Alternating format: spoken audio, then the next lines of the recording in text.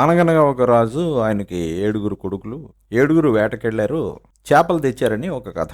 అదేంటి రాజేంటి చేపలు తేవడం ఏంటని చిన్నప్పటి నుంచి అర్థమయ్యేది కాదు.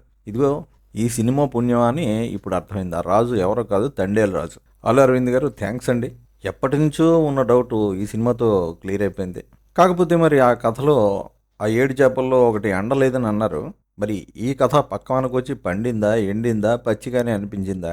అదే రివ్యూలో డిస్కస్ చేద్దాం. అనగనగా ఒక కథ. కథ కదండి నిజం. కొంతమంది జాలర్లు సముద్రంలోకి వెళ్ళారు, మళ్ళీ వచ్చారు, మళ్ళీ వెళ్ళారు, మళ్ళీ వచ్చారు, మళ్ళీ వెళ్ళారు. ఈసారి రాలేదు.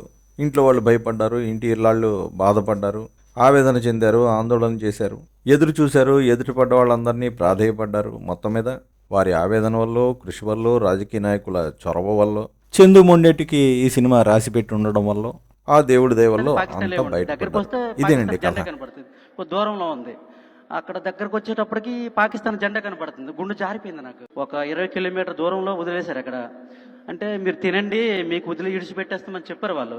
ఆ తర్వాత మళ్ళీ వెంటనే సడన్గా మళ్ళీ మాకు వైర్లెస్ వచ్చింది, తీసుకొచ్చేసి జైలుకి తీసుకెళ్ళిపోమని మాకు వచ్చిందంటే మళ్ళీ గుండె ఆగిపోయినంత పని అయిపోయింది.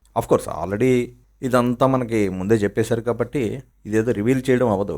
అయినా కథని చెప్పేసి జనాన్ని ప్రిపేర్ చేయడం మన టాలీవుడ్కి కొత్త ఏం కాదు. ఏక సినిమా టైం నుంచి ఇదే ట్రెండ్ నడుస్తోంది. నిజానికి ఇదేనయ్యా కథ అని చెప్పకపోయి ఉంటే థియేటర్లోకి వెళ్ళిన వాళ్ళు ఇదేం సినిమారా బాబు, ఇది కథ, అసలు ఈ సినిమాకి సరిపోయే కథ అని చెప్పి ఖచ్చితంగా కామెంట్ చేసేవారు.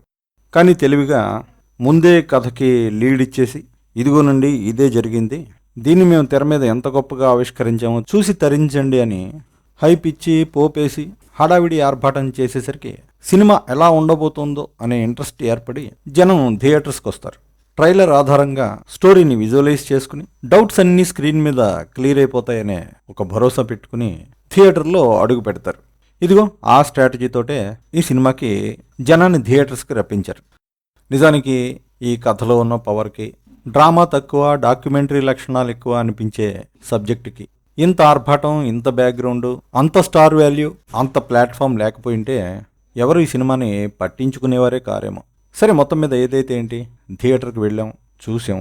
థియేటర్కి అట్రాక్ట్ ఎలా చేసినా ఫైనల్గా రిజల్ట్ ఎలా ఉంది అన్నది ముఖ్యం కాబట్టి అది మాట్లాడుకుందాం.